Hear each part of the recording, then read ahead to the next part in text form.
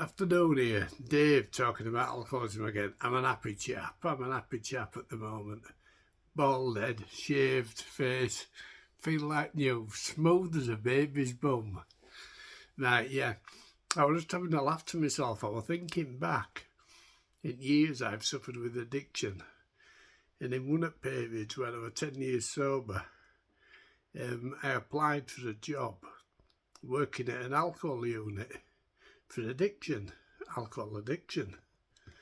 And I went along, saw them, sat there for about an hour talking with them about the ins and outs of alcoholism. And he said to me, he says, "What qualifications have you got?" I says, "A lifetime of living it." He says, "No." He says, "Haven't you studied it?" I says, "No." I says, "I've lived it. I've lived it. I know it inside out, back to front and upside down." And to cut a long story short, they couldn't employ me even though they wanted to because they didn't have the qualifications. I hadn't been to university and studied it. What a load of crap. Have you ever heard anything so ridiculous? I was just talking to a mate of mine. It just got me chuckling when I remembering that because he said to me, he said, "Have you ever thought about getting a job working in the addiction field, Dave?" And I remembered that. It's that what sparked it. And I remembered going for that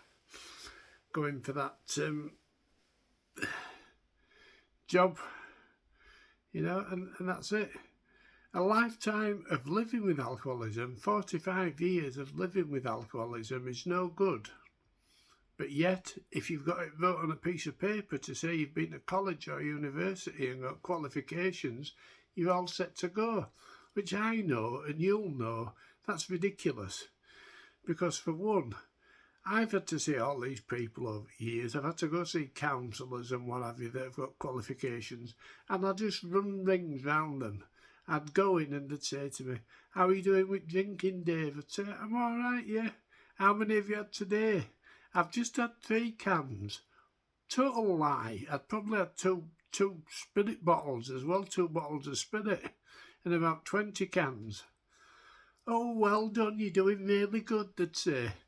Ridiculous. You can just run rings round them, and you can't con a con man, do you know what I mean? You can't kid a kiddie, you can't con a con man.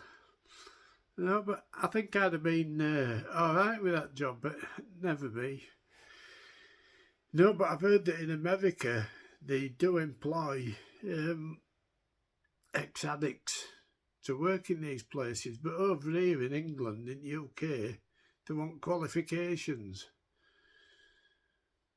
I don't know. What do you think of that? Anyway, I hope you're all doing well. I hope you're all sober. I'm feeling good and nice and positive. We've got to stay nice and positive. Stay nice and positive in the day. Think positively. Even though you might be going down, you might be sliding down, thinking about thought of drink going on in your head and what have you. Don't do it. Don't touch it. It's not worth it, honestly. Honestly, it's not worth it. Because the pain you've been through in this recovery, it's going to be even worse if you drink again and have to go through another recovery. Believe me, I know. No, I think that's one of the things that keeps me sober. I don't think, in all honesty, I don't think I could face another recovery. Because it was hellish. But I got through it. I grinned and bared it. I used what I'd learnt. How to just fight it. And I was feeling a bit better after 4 or 5 days of going through DTs, a week, a fortnight. I felt champion, so much champion. I felt so good after a fortnight that my head was going, "That wasn't so bad. Maybe you should have another drink." Ridiculous alcoholic mind trying to con you into having another drink when I'd just been through all that. Constant diarrhea, constant throwing up, sweating, checking, hallucinating. And yet, the alcoholic mind wanted me to have another go at it. No way, thanks. No, I've had enough of that. I've had enough of all that hallucinating and sweating and checking and diarrhea and throwing up all over the place. No, it's not a good place at all. It's not nice. It's one of the side effects of alcoholism. Anyway, so what are you all doing with yourself today? I hope you're achieving something. Always remember, try and be helpful. Try and help somebody. If you don't do anything else in the day, as I say, just knock on next door's door, or if you know an elderly person that lives in your street, or you've got the phone number, ring them up or go and knock on the door and ask them if there's anything they want from the shop. If you go into the shop, just help. Because a little bit of help goes a long way mentally. Because you'll feel like you've done something. You'll feel like you've got a purpose in life, not just sat there dwelling with alcohol going round in your head thinking about it, racking up ideas why you should and you shouldn't drink. You know, if you give yourself a purpose, if you're helping somebody, that's brilliant. It's like, as I say, I haven't had the craving for alcohol for about 3 or 4 weeks now, ever since I've been started doing these videos, because I feel like I'm doing something. I have very little to offer. Yeah, I've got qualifications in pest control and whatever from my own pest control business and waste removal, but I've got all that side of it, stuff that you need qualifications for, but I haven't got anything else, you know, and this is helping me, and I hope even just one person is getting a bit, even just a reminder from what I say and what I go on about. I know I must get on some people's nerves a bit and think, oh no, it's that bald-headed get again, you know, but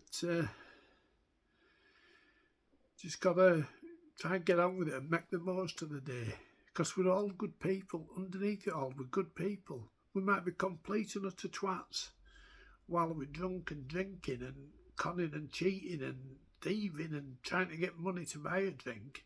We might be complete pains in the ass. But underneath it all, take the alcohol away. 99% of people I know that are alcoholics, you know, that have got sober, are lovely, genuine people. They would do anything for you. They would give you the last penny if they had it, because a lot of them know what it's like to have nothing. I've been lucky. I've known what it's like to have quite a lot, and I've known what it's like to have nothing. You know, so I've been fortunate. I can see it from both sides now. You know, so anyway, that's me. That's enough of me rabbiting on now.